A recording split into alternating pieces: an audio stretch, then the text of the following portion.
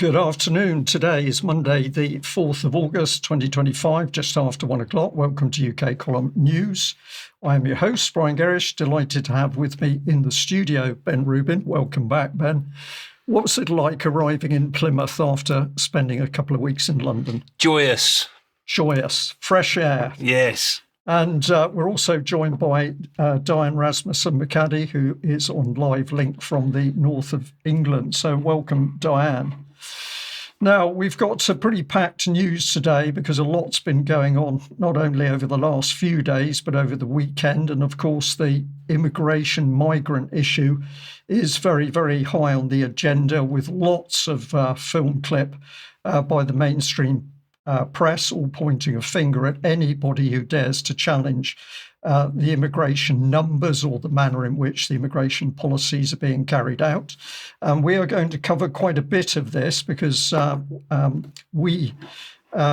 people northeast were kind enough to let us have some film footage of the protests in Newcastle.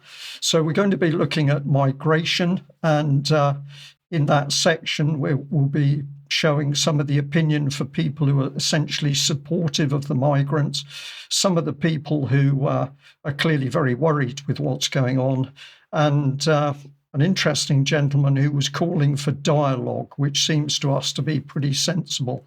And we're also going to have a look at the crackdown on nationalism. And Ben, you're beginning to focus in on the fact that anybody who dares challenge the government is being labelled as a dangerous nationalist. We've got a really packed section on ads and emails, and we're also going to be having a look at the Edinburgh Fringe Festival. Now, Diane is spending quite a bit of time out looking at arts and culture, and this is because arts and culture are being used as one of the key mediums through which the government is attacking people's minds, not only through the woke agenda, but of course with productions which are very often targeted at young minds, the minds of children. So today's news is going to be, as usual, quite heavy, but this reflects what's happening in the UK. And if the ordinary man and woman in the street is to be able to fight what is happening, we all have to be able to understand what's happening, and we have to be able to see what's happening. So, Diane, let's kick off with just the advert for that Newcastle protest and a little bit on how the press have reported.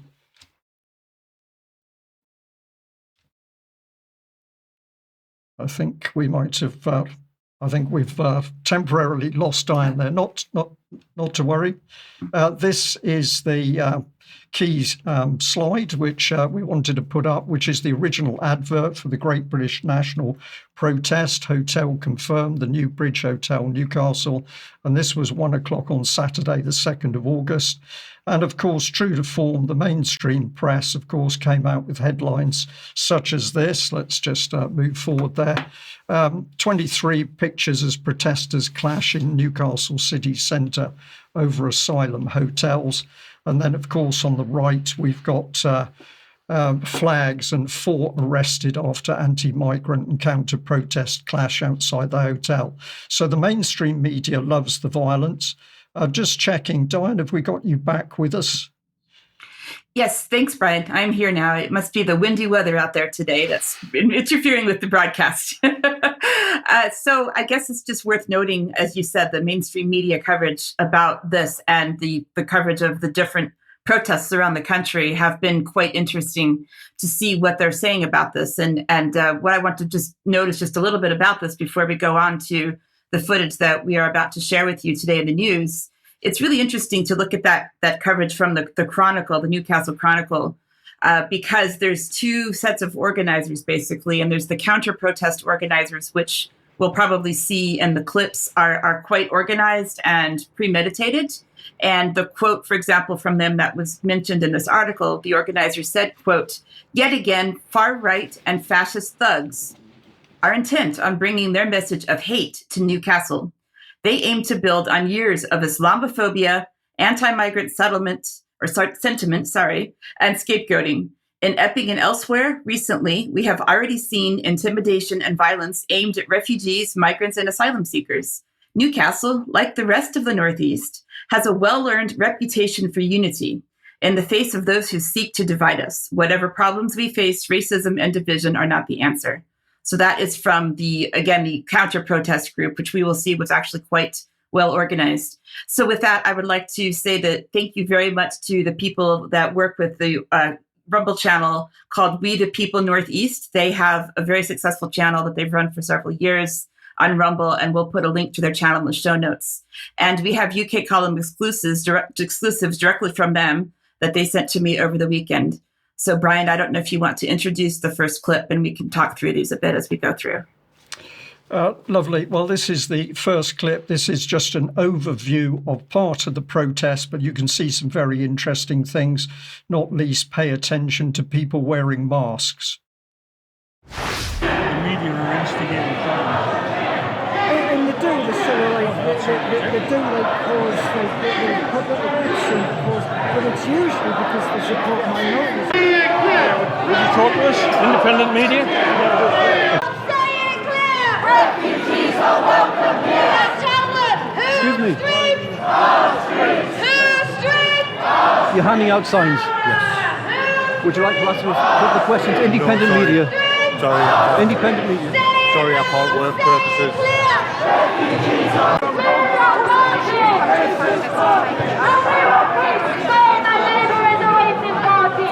Who's street? Our street. Who's street? Our street. Will this happen, or will they continue to align themselves with Labour politicians, with the Labour Party, and continue to cover up and try to reform and enable their racism? So whatever local people felt, there was this well-organised counter-protest where people are allowed to be fully masked. Banners are freely available, although the gentleman giving them out didn't really want to talk to the camera as to what he was doing. And then, of course, the young lady, I'm sure well-intentioned, but full of rhetoric about what was happening, and it was all racism. And as we will hear in further video clips, a lot of it is deemed to be far-right input. So, Ben, just for me to see people in masks when clearly the police have said many, many times they're not going to tolerate people being masked up, this appears to me, at least, to be part of what I'm going to call two-tier policing. It's certainly two-tier policing. I think a lot of those people are just cowards, to be honest with you. If you've got an opinion, get out on the street and front it up yourself, you know. And also, a lot of these people have just bust in.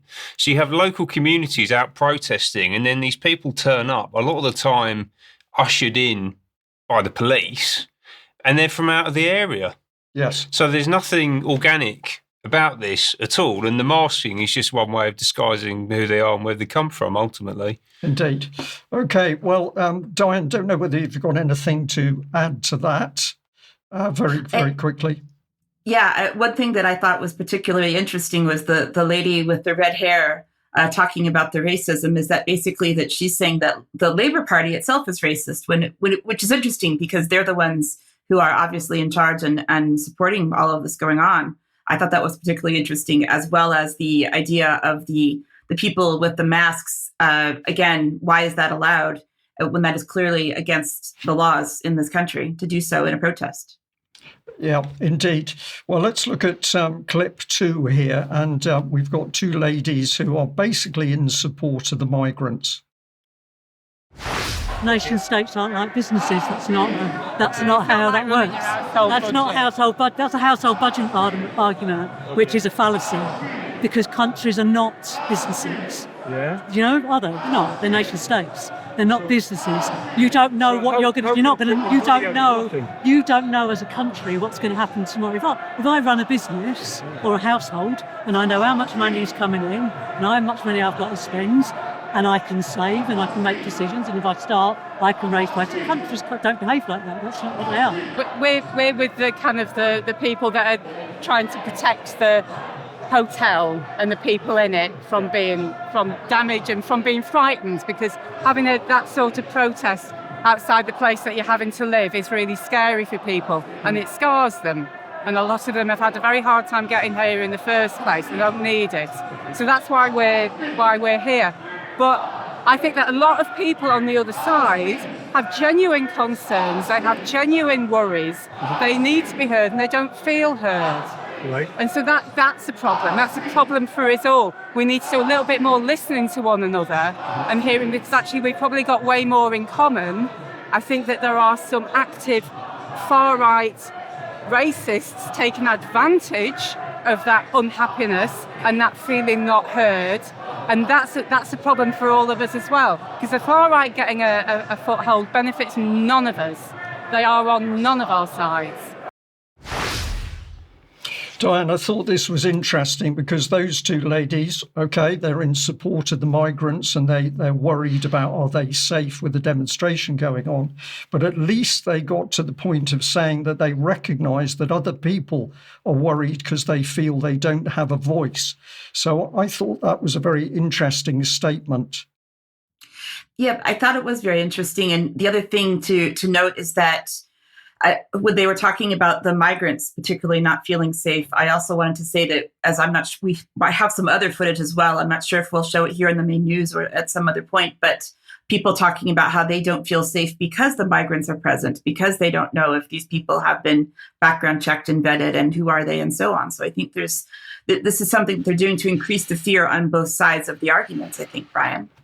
Indeed, and a lot of people using what I'm going to describe as learnt language which they've heard on the BBC, and therefore they put it in black and white. It's left-wing or right-wing racism. So very interesting to see the programming. Let's listen to this gentleman who is also for the migrants. What would you say to the accusation that most of these hotels are populated by fighting-age men without families?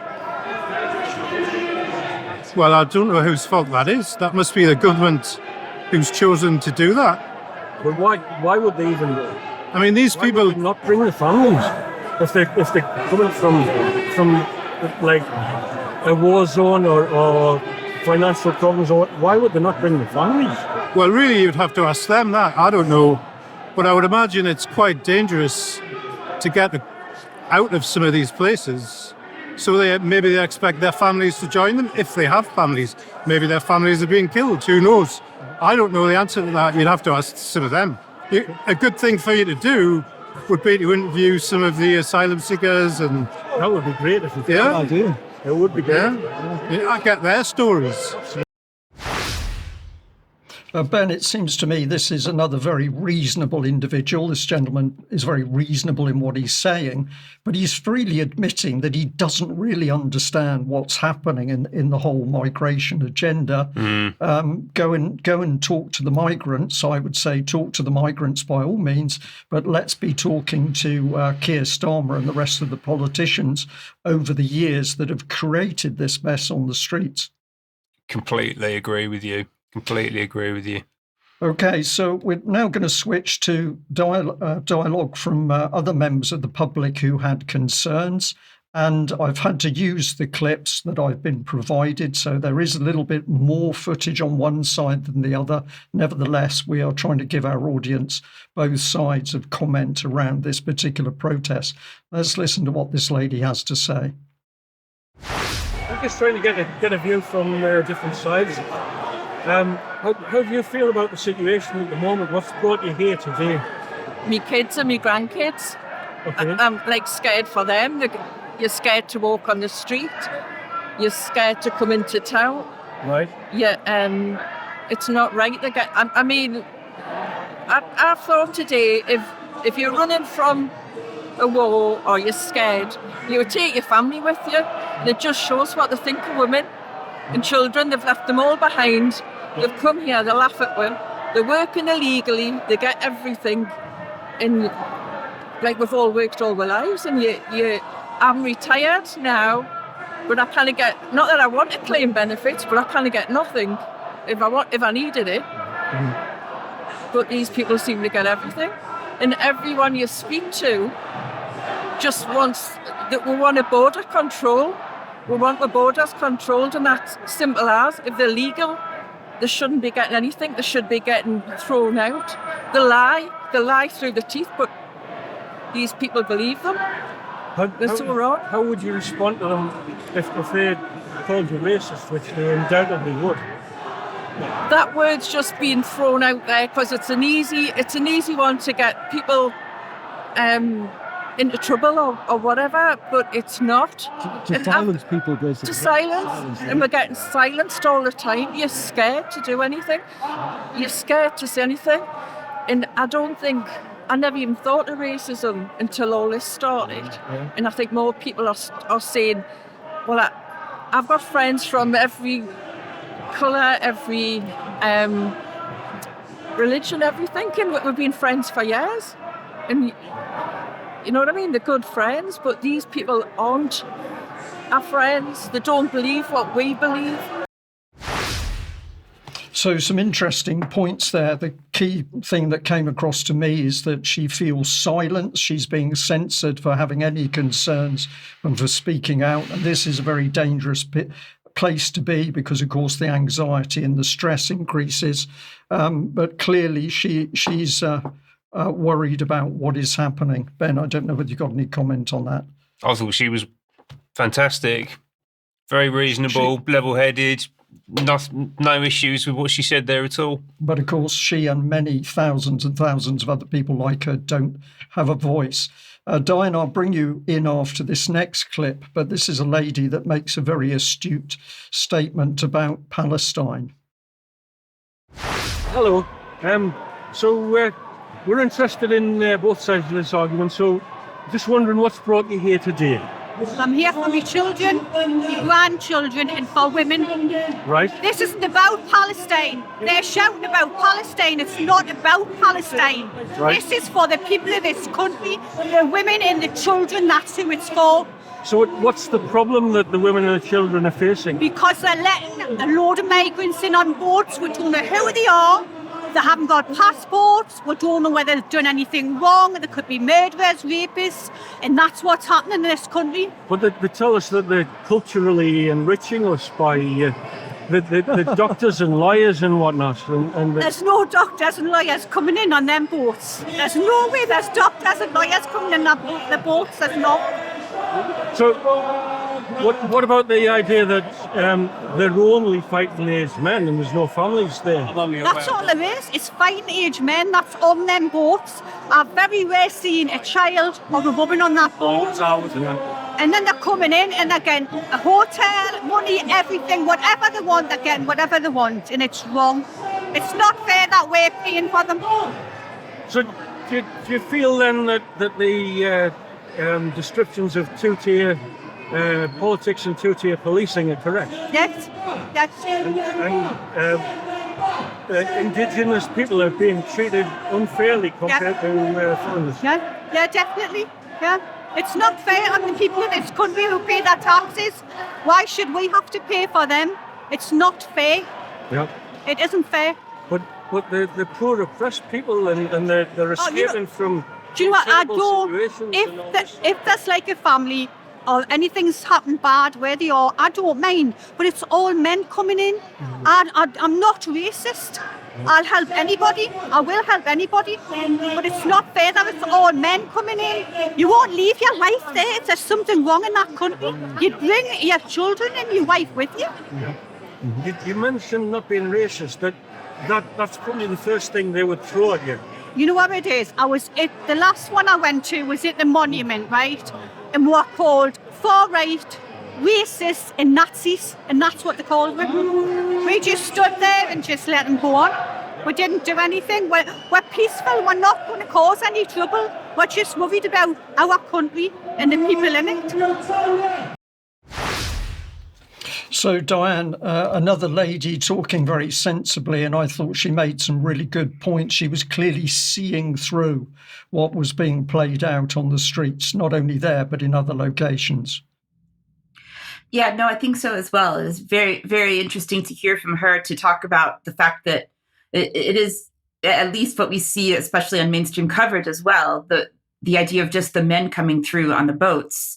Although I would say that one thing that we all should be doing is looking at the actual statistics of the migration that is coming into this country and where they're coming from, and not just the coverage, the very emotive coverage that we see of the the men on the boats throwing their phones all around and pretending they don't have a passport, landing at Dover. That is not the entire story that's going on. And again, I would just encourage people to look directly into the UN migration reports and the statistics that are available to see what is actually happening. But it's certainly reasonable for this lady to feel the way she feels based on what people are seeing for the most part. Indeed.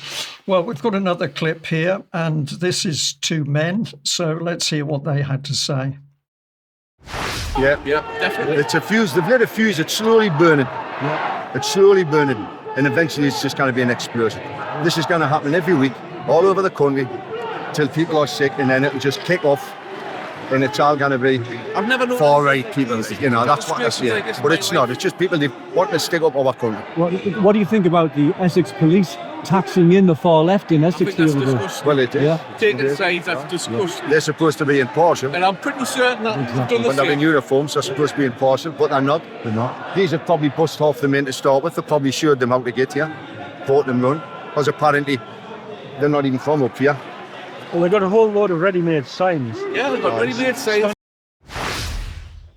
So angst amongst local people, but of course this measured response is never going to be seen on the BBC or in the wider UK press, because the aim is to show the pictures of violence and clashes in order to smear the whole debate about migration and immigration and to keep it out of public dialogue. So these little clips, very, very important, showing what people really think on the ground. Now, I'm also very pleased that the camera guys actually took another clip of an Asian gentleman talking, and I think he had some quite interesting things to say. Let's have a listen. I will say a few words. Firstly, those of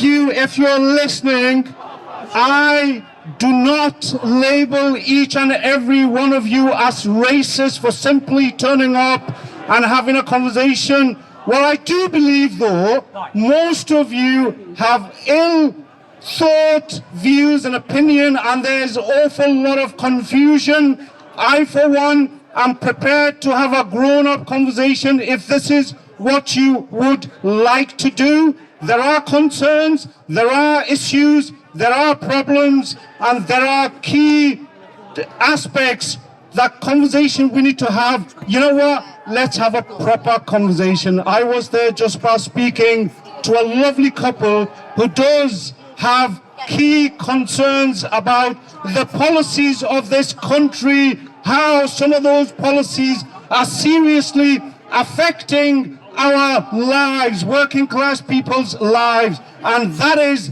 the real challenge. So I see in everyone attending here are individuals who really have serious concerns that needs to be addressed, and let's address it without aggression, without having some of those views and opinions that's been fed onto us. And let me say one thing, you know what? Just because there is a bad apple in one tree, it does not mean the entire tree is poisonous. And that's the view and opinion. If we aren't able to hold, you know what? You and I, we can't make our society a better place. We can't make our city a better place. We can't improve our houses. And first and foremost, we need to improve our own minds and views and get rid of some of the ill-held views and opinions.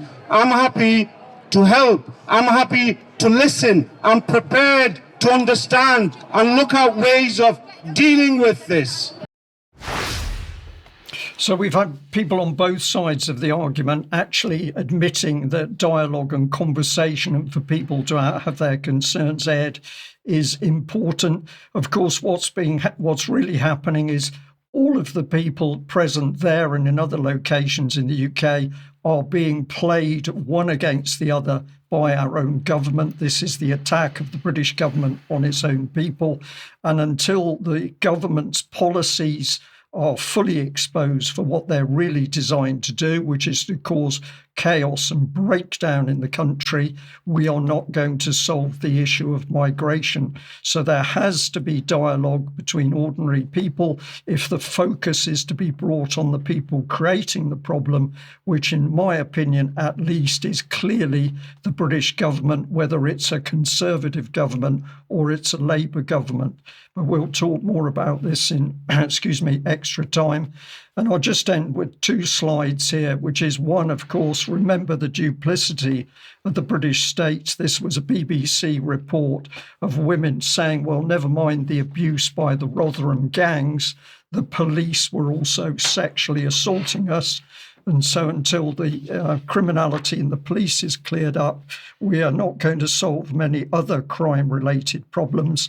And I'm also going to remind people here that if the British state is complicit in propaganda overseas, which it most certainly is, using vast amounts of public money through the Foreign Commonwealth and Development Office, then it's no surprise that propaganda is being used against people in the UK, black and white, Christian, Muslim. The attack is from a government which wishes to destroy democracy in its present form. Now, Ben, let's bring you in here because, of course, anybody who dares speak out is labelled, and increasingly, if you dare challenge migration or any other key government policy, you are a terrorist. Literally, yes. They are using all of the levers of power against anyone who pushes back against the globalist agenda. That's what we're looking at.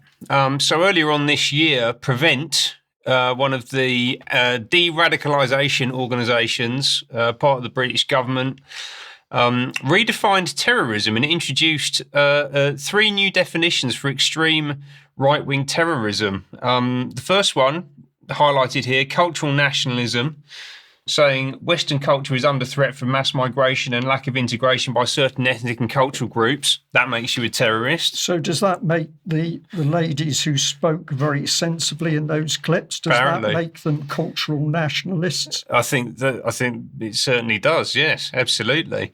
The next category as well, white ethno-nationalism, says mass migration from the non-white world and demographic change poses an existential threat to the white race and to Western culture.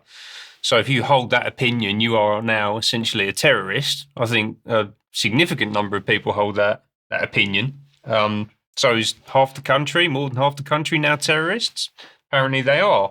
And then the final one on here, and actually, by the way, I believe both of those two. So apparently I'm a terrorist, according to the government's own definition. So the first 2 of those I agree with. I run into a bit of trouble with the third one, white supremacism. So they're saying the white race is biologically, culturally and spiritually superior to all other races. Like, I don't believe that, and you really very rarely actually hear that out in the wild. But they've also conflated that with a second point, a very separate point, which is the idea that an alternative form of government should replace Western parliamentary democracy. And actually, I do believe that we need a new form of government. The current one is completely broken. It's been, weaponized against us. Just look at what we're talking about right now. But the idea that makes me a white supremacist is completely ludicrous. But obviously, this is now being wielded across the entire system. So we talked about it being introduced into Prevent. This is now appearing in police documentation. So this is Protect UK, the National Counter-Terrorism Security Office. They're using the exact same categories in their definition of terrorism. And of course, because this is the civil service, they've introduced an acronym. So this is now ERT. That's what we're calling it. Extreme right-wing terrorism is now ERT. And the policy is extremely poorly formulated. In fact, the government itself has described it as extremely confused. Well, actually, I should say Policy Exchange have described the counter-extremism policies as being extremely confused. This report came out a few days ago, was sent over to us. And actually, this was on the back of some internal documentation being leaked to Policy Exchange, which says that the UK's approach to extremism should no longer be based on ideologies of concern, but on a very wide range of behaviours including violence against women and girls, spreading misinformation and conspiracy theories, an interest in gore or extreme violence, misogyny, or an involvement in an online subculture called the manosphere. So apparently all of these things make you an extremist. So they just say this is a grab bag of random stuff that they've decided to put together that is now informing government policy. Ben, do you think that the manosphere is flat? Well, I believe it's a spiritual realm, actually, the manosphere. But they even admit in their own documentation, if we can get that back up on screen quickly, it says it admits itself that many who display such behaviours are not extremists. So we're putting together policies around extremism, but they admit themselves that people who display these behaviours aren't necessarily extremists. The whole thing's completely ludicrous. The government wants to identify people as extremists to the level of terrorists, but it can't quite find the language to encapsulate people who are expressing ordinary measured concerns. So they're reinventing a language in order to label people. Yeah. This is the attack we're talking about. This is an attack by the policy creators within the UK government. It's extremely dangerous, and everybody has to wake up to what's happening here. As I say, it doesn't matter who you are, whether you're established in the country or a newcomer, this policy will destroy you and your family and the community life, because that's what it's designed to do, unless we call it out. Indeed. Had to say that, this is what Stalin did. This Indeed, is literally what the Stasi were doing, the secret police. You know, seek and you shall find. Show me the man and I'll show you the crime. It's that kind of mentality, essentially, which puts all power into the hands of the state. You know, and it's being deployed, right? So this is not just theoretical. There's been a huge spike in particular, over 60s. Maybe some of them are UK column viewers, referred to anti-terrorism schemes amid this supposed explosion in extreme right-wing views. But it's only exploded because you've redefined everything as being extreme right. But there's been 43 people referred to prevent. So actually, you know, even amongst all of this kind of noise, it's a relatively small number of people who are getting referred into these schemes. But it's about suppression. Right? Indeed, but can I just add in there, of course, many people will be referred to prevent, and they won't even know that they have been referred to prevent. This is one of the key dangers. This is a completely secretive system until suddenly the state drags you off the streets to accuse you of something. Right, exactly. Or they dox you, as they did recently with Morgoth. So this was Hope Not Hate, which is basically an extension of the Home Office. We talk about them all the time. They went after Morgoth back in May, saying that they've unmasked Morgoth, the British influencer who inspired a terrorist, which he didn't do. So he didn't inspire a terrorist. They got no evidence to support that, but that's now out there on the internet. And if you search for Morgoth, then it comes up and says he inspired a terrorist. You know, so it doesn't matter if any of this is true or not. And actually, the best way to understand Morgoth, apart from going to look at his Substack and his YouTube channel, is go and have a little listen to the interview that we broadcast that I did with him that came out last Thursday. And you'll find that he is a gentleman and a scholar, and you know, check it out and make up your own mind, ultimately.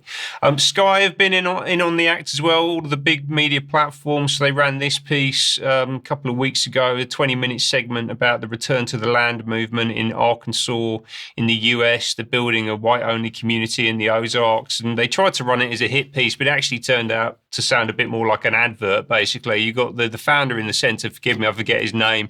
The guy on the left-hand side was the Sky journalist, who at the end of this 20-minute segment basically says that he finds the whole thing morally objectionable because it denies people the right to housing, which tells us two things. And he believes that non-whites are incapable of housing themselves.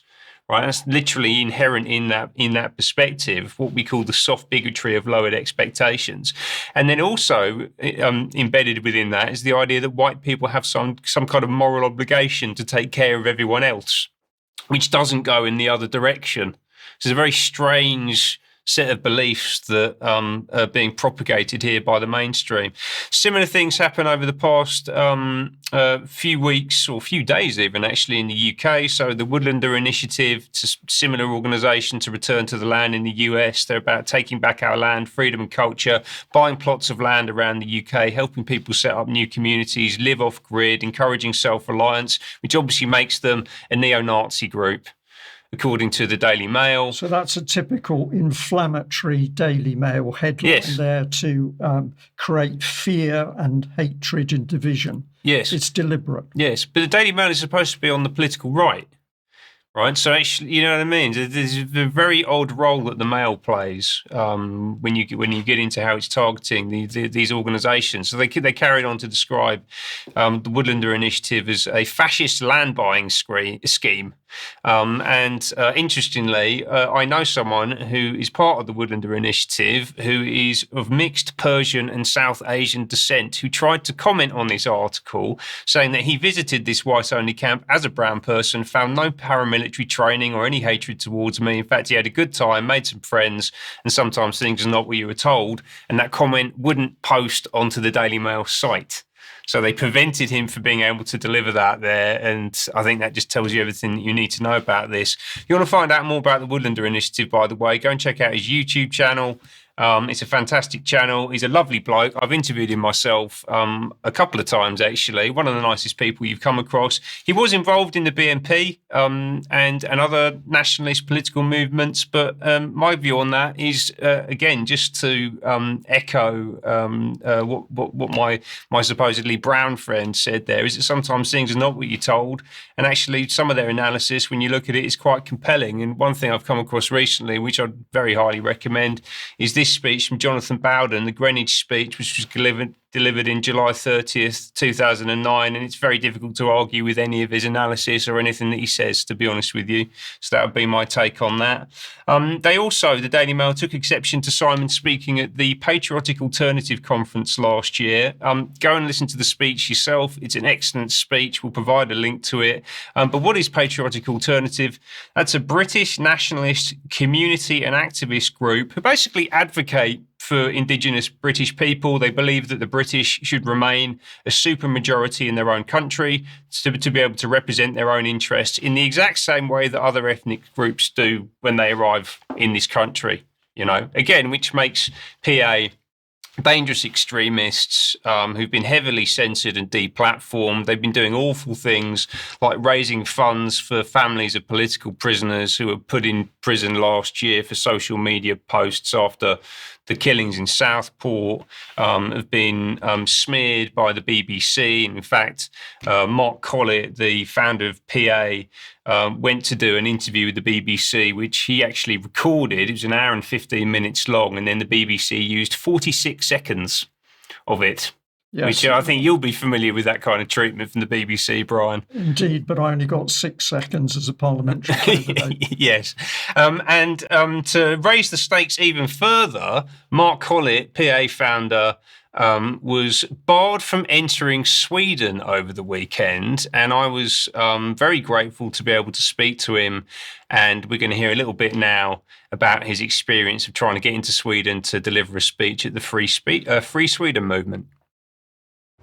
I was heading to Sweden to a event run by a group called the Free Sweden Movement. Now, the Free Sweden Movement holds a community-based weekend where people go to socialise. There are physical events like a strongman competition, there's cooking, there's burgers, there's socialising, and there's also a few small speeches. And I was heading there this weekend to basically attend this event, to attend this social gathering. And I was also asked to make a short speech about 30 minutes long, and I was attending a meal the night before. I was seeing people there that I've met on my travels around Europe, because I've been to Europe many times, visited many European countries.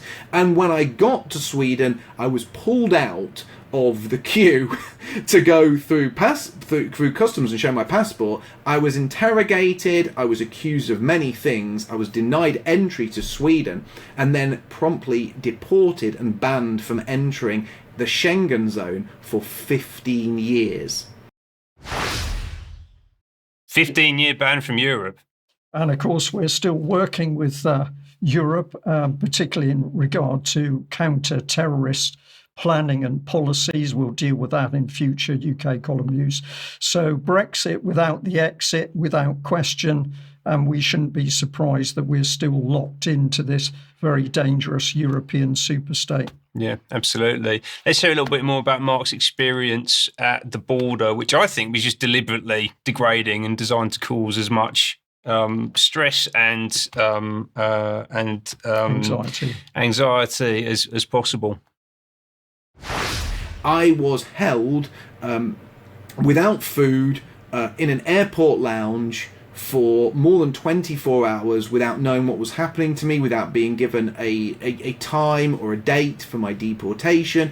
I was denied my luggage. I was denied basic amenities that were in my luggage, like a toothbrush, change of clothes. I had to sleep on the chairs, the benches in the departure lounge. Everything that I needed to buy in there, I had to fund myself. I wasn't given vouchers for food or for a meal. I was denied a bed. I was denied any form of legal representation. I was never offered a solicitor or a lawyer. Essentially, I was treated as if I was a terrorist, and I was certainly treated worse than illegal migrants. Criminal illegal migrants come to places like Britain, Sweden, Germany, France. They are treated far better than I was. Treated like a terrorist because by the new definition, apparently he is a terrorist. Indeed, and a little bit later I'm going to be mentioning a certain gentleman that was also denied food for a period. Maybe we can see some similarities, but in a few minutes. Yeah. And then just a final clip from that interview with Mark Collett, which will provide a link to the full thing in the show notes. Go and check that out, where he talks about where he thinks this is coming from. It was almost like they were waiting for me with a judgment from very high up within the EU. And the level... I mean, when they said they were denying me entry, I was disappointed. However, when they said 15-year ban, I was blown away. I was flabbergasted, and I've never heard of anything like that before.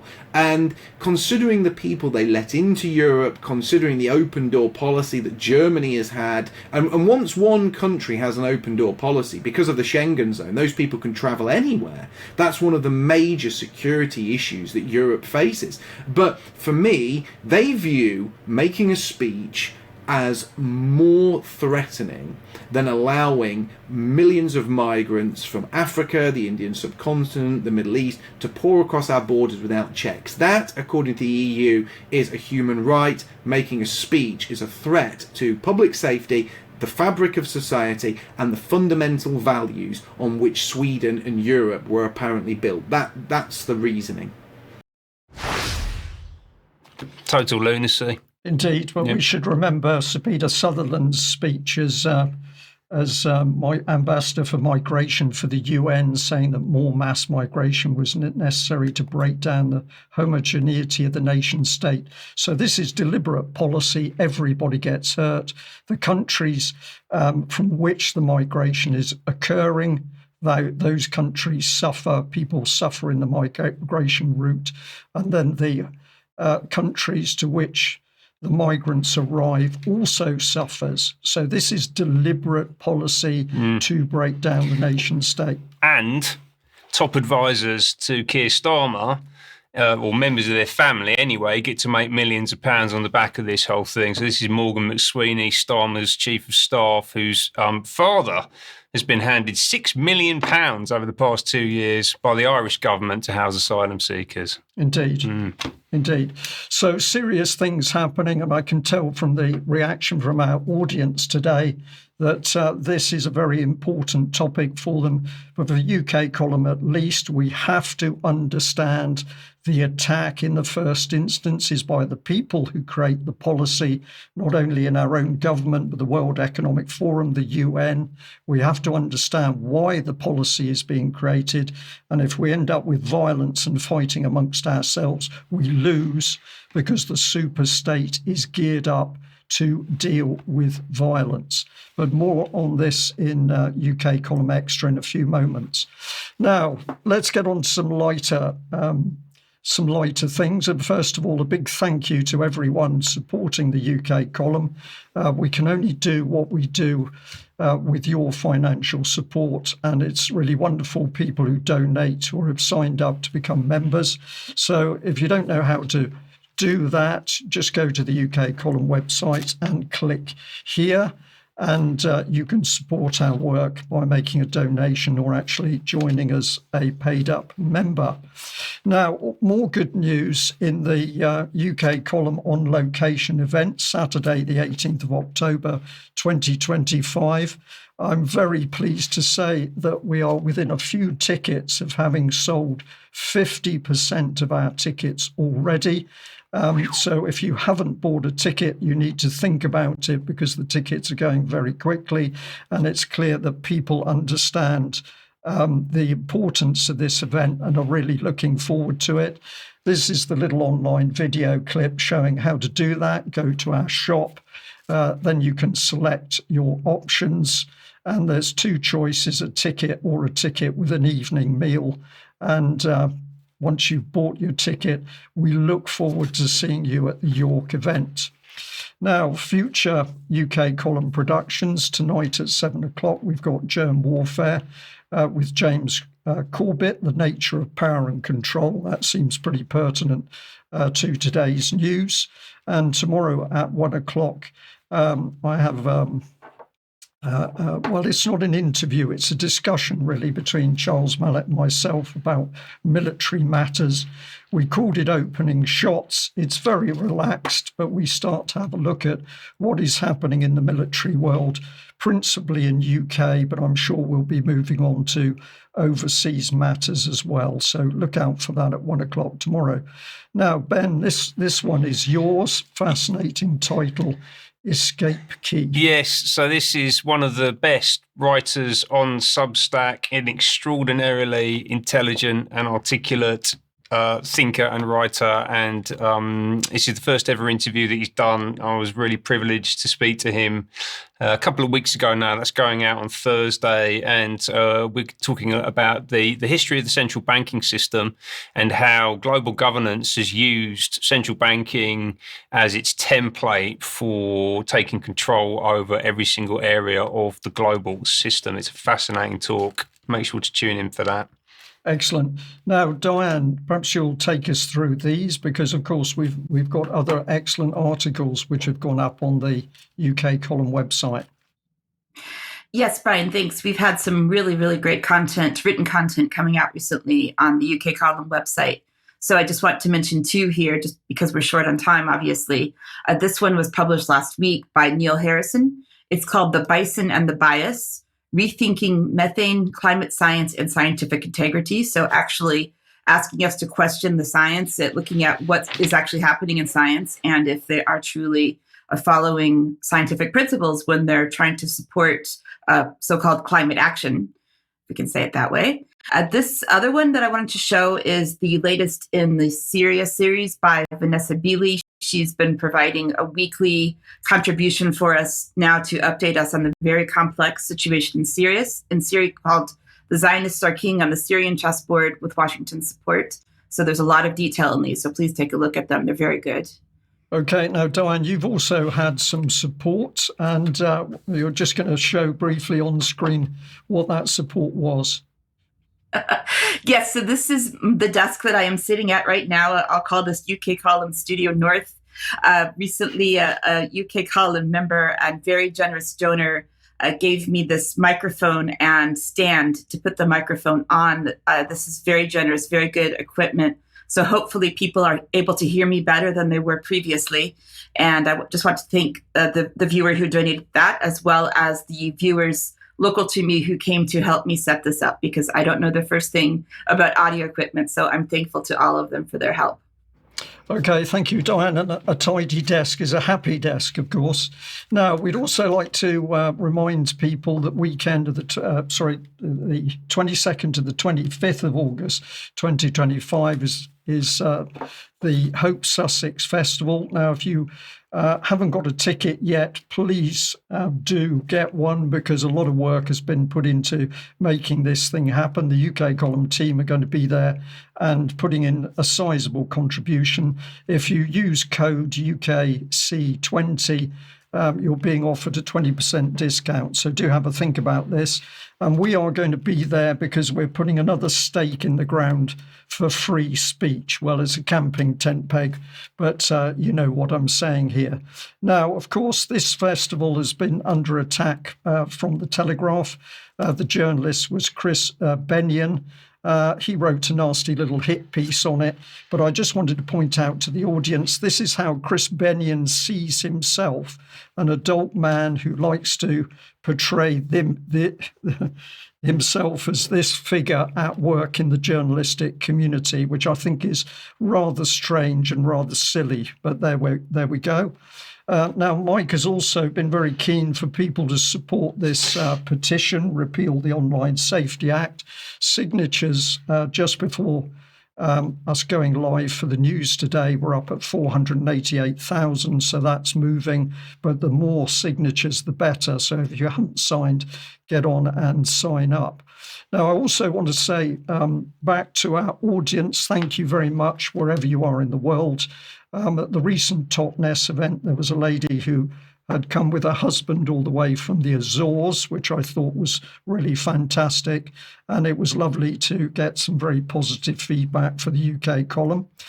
We also had an email in from Canada, and this one was thanking you, Ben, for your reporting on the woke agenda and what they described as the filth which you observed up in London. So we are very pleased to see that not only are people watching from Canada, they're also taking the trouble to thank us for reporting and to give us some spiritual protection there. So thank you very much. Also got this email about immigration, saying that somebody watched the news a few days ago where I was speaking about the government's plan to break up our culture through the current immigration policy. Gentlemen asking for more information. We will be putting more information out on forthcoming news. This one was very interesting because Anthony clearly picking up on the idea now that we are being attacked by our own government.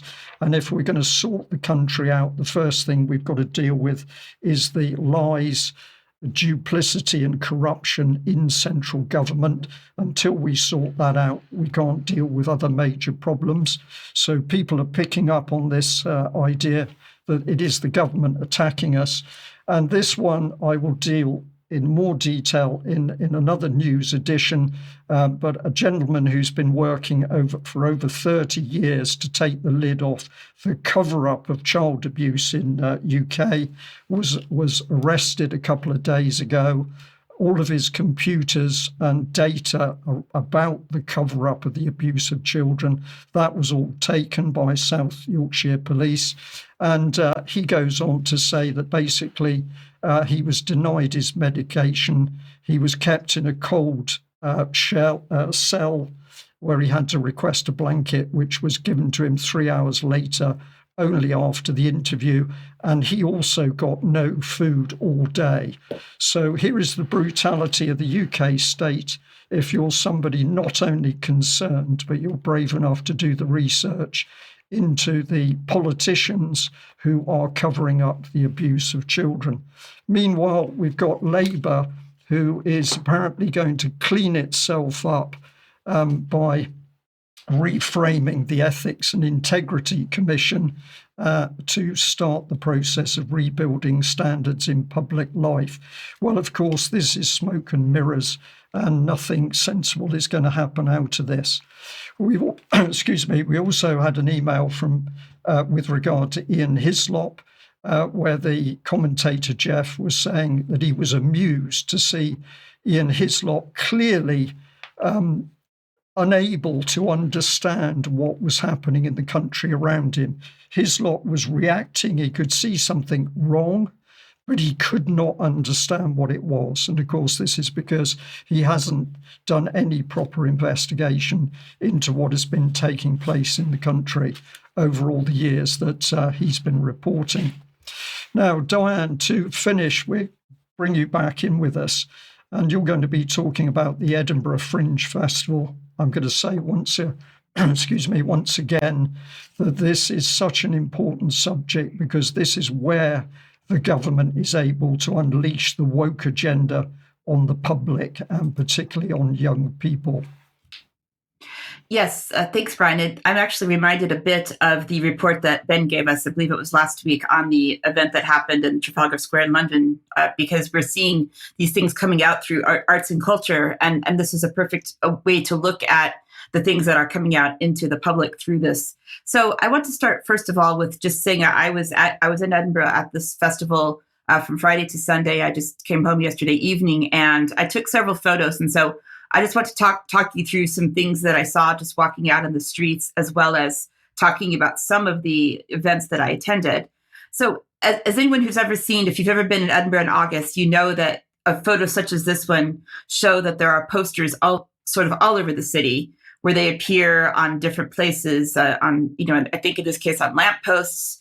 We could also see as well that they're on the sides of the fences that are surrounding sort of all the neighborhoods around the city. There's a couple of examples here of all these different events. One is called Lesbian Space Crime. That's right there. There's also, I didn't go to that one, but the title certainly struck my attention. We can see over on the right side of the photo, very small, the LEZ low emission zone that has gone into effect in Edinburgh. So we're starting to see the climate agenda as well as the LGBT agenda sort of going through everything. Here's a close-up of one of the posters that I saw called A Stan is Born, not a star necessarily, a love letter to all the divas and the gays who seen them, I guess, with the rainbow, and we can't really tell who this is or what's going on. This was one of the flyers that I was handed. So what happens is when you're sitting around just having a drink or something to eat, a lot of times people will come up to you and hand their little flyers to you about their shows that they're advertising. This one to me was one that was handed to me, and it looked particularly evil, satanic, if you ask me. I don't really know what it was about, but we can see the photo with the person sort of half human, half not human, the cigarette with, and it says a safe space for losers, put them up. And all of the red and yellow imagery, sort of the fire imagery, just made me feel personally extremely uncomfortable. Going on from there, this was just part of my walking when I was going to an event. This was a primary school in Edinburgh, and the fence is painting rainbow colors. So we're seeing once again just the imagery of the rainbow kind of surrounding everything that seems to be going in front of children nowadays, including the gate that goes into their own primary school. After that, what do we have? This was something that was sitting in the Pleasance area with the courtyard where we were sitting having a drink. I don't really know the story behind this, but I thought it was interesting. Help us, #GetToZero. New HIV transmissions in Scotland by 2030. So what was behind that, I'm not sure, but I just keep seeing this 2030 over and over again in pretty much everything. This was the first event that I attended this was on Friday afternoon. This is nothing in particular that was terribly alarmist about it one way or the other, but just to give you an example of a lot of things that you'll see at the Fringe Festival. This was called Out of My Head, Alan Watts is Alive and Well Dead, presented by a one-man show by a man called Jeremy Stockwell. This was about Alan Watts, who was a British and American philosopher of counterculture. You can read about him. He's kind of an interesting individual. Whether or not I agree with his philosophies, I'm not entirely sure, but Jeremy Stockwell was kind of going back and forth between being himself and being Alan Watts in the show. What was interesting about it, though, is the trigger warnings, right? So we have the trigger warning saying it contained theme references to mortality and aging with brief reference to hospital and alcohol. So trigger warnings everywhere. The next show that I saw was Michael Elsner, who is from Switzerland.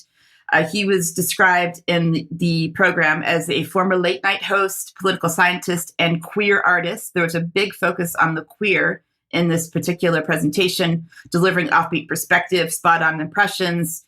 Can his secret Swiss recipe save the world? So his question was about how to live in paradise. One of the things that I didn't find particularly insightful at all, and he was a comedian, but I don't think I laughed a single time in the entire event, was saying that his idea of paradise, or one of his ideas of paradise, which he ended with, was the feeling of using the loo when you really need to do so. So whether or not that's paradise, I don't know. But what was speaking of the loo, when I used the loo in the event venue, which was the Gilded Balloon at the University of Edinburgh, we can put this up on the screen. We see things in the University of Edinburgh, which again is one of the highest ranked universities in the world, apparently. But it would seem as though the adults that go to the University of Edinburgh don't know to take care of themselves in the bathroom. So we see a very cartoonish person of somebody sitting on the loo saying, we all have bad days, but remember, this is a shared bathroom. So please clean up after yourself. Be kind. There's that message again to everyone who uses this space. And also in the same loo was another photo that I took telling people to always remember to keep the toilet clean, flush properly. Don't throw certain products into the toilet that don't belong there. Don't stand on the toilet when you're using it. Please sit down. And finally, remember to wash your hands. So again, university messaging, basically an infantilization of the people who are there, in my opinion. So to sort of refresh from that a bit, on Saturday morning, this was an event that was actually not part of the Fringe Festival, but the Edinburgh International Festival, which happens around the same time. There are several other festivals, including the Book Festival, that happen in August in Edinburgh, in addition to the Fringe. This one was Colin Curry, who's a marimba percussionist player, along with the King's Singers, which generally was very nice. It is worth noting, however, that the theme was about death overall in their program. It was recorded for the BBC Radio 3 broadcast. But two particular things that I really enjoyed was the performance of an English madrigal from 1608 by Thomas Wilkes called Death Hath Deprived Me. So again, the theme of death. There was a world premiere by Sir James Macmillan, who's a Scottish composer. The surtitles were really kind of fun, though, because they were written in sort of Scots or at least Glaswegian language, and they said they tried to sing in that particular dialect. After that, I went to what was the most political thing I attended, at least overtly political, was Ian Dale, who was the presenter of the evening show on LBC Radio, and he was interviewing Rachel Reeves. We have a photo of the two of them together that I took. I'm not sure if we can get that on screen really quickly, where we talked about, she was saying, well, she was the first female chancellor of the Exchequer in the country. So again, this is Rachel from Accounts, as some people call her online. She talked about Margaret Thatcher proving that she could do the job as prime minister, and she watched her growing up. There's quite a bit of discussion around women that have taken these roles. Again, I'm personally more interested as a woman as whoever can do the job the best, whether or not they are male or female. But this was a particular focus of the conversation. She talked a little bit about how she got into politics. She joined the party in 1996 when she was in sixth form, and talked about getting involved in campaigns and so on. She didn't really talk a whole lot about the issue of the national debt or any of the budgetary issues to any extent, although there was quite a bit of focus on things around net zero, her concern about net zero not being so popular in the polls, the rise of reform, saying that reform and the conspiracy theories around net zero that reform apparently brings are concerns of hers, and they know that they are more of a competitor for them coming up into the next election, but potentially more than the Tories. Issues around Corbyn's new party. Is this reform on the left? And then she talked a lot about her day when she cried during Prime Minister's questions a few weeks ago, and how difficult it was to see the coverage, that she was in tears during that particular day. And she just said, I just had a difficult day. I couldn't help it. So we were asked in some cases to provide written questions to her that were supposed to be answered at the end. That she didn't really answer a lot of the questions that she was given directly, except for the very last one, which Ian Dale read from the audience. And he said, well, we have a lot of questions here about the national debt, but here's the one that I really want to ask you is, who has the best hair in the Labour Party? To which she went on to a long story about how her hair color got changed when she was just trying to make it shinier, and how stressful that was, and what she was dealing with her hairdresser and her hairstyle. So again, if she wants to dispel the idea that women cannot be politicians, I don't think that she did herself a lot of favor by ending her time talking about her hairdresser, Brian. She could have stopped the question dead because it was ridiculous and concentrated on the important thing. But significantly, I'm going to say, like a child, she didn't. She went with the fun side. So more of it. Just cover the rock opera briefly, Diane, yeah, and then we'll go to your final image. Yes, sorry. I just wanted to get your thoughts on the Chancellor of the Exchequer. This was the favorite thing, personally speaking, and potentially one of the most meaningful things that I attended at the festival. This is called Dystopia, the Rock Opera. So we had people in masks, but the masks were not COVID-type masks. They were masks of Putin, of the North Korean leader, of Trump, and other people. So this was a particularly fantastic event. I will have more about this in extra time. Brilliant. Okay, well, we must end there. So a new course available, apparently. Yes. So this was something I saw on social media. Keir Starmer has a course on offer, and it says, want a new challenge? Retrain as a lefty. 2-day courses, no previous experience needed. Full tuition in twisting the truth, toxic wokeness, unaccountability, sense of entitlement, cancel culture, fence sitting, zero personality, virtue signaling, and finally, how to be offended by everything and anything. I think I need to sign up for that because I am not good at any of that, Brian. Okay, well, we'll end there. Big thank you to our audience. Thank you to Ben and you, Diane, for being with me today. Learning and understanding the attack against us is the most important thing. Stay calm, carry on, call out the people really driving the chaos and madness. That is the task of the wider UK population, and UK Column will do everything it can. We will do everything we can to get that knowledge out there. That's it for today. Thank you for joining us wherever you are in the world. Bye-bye.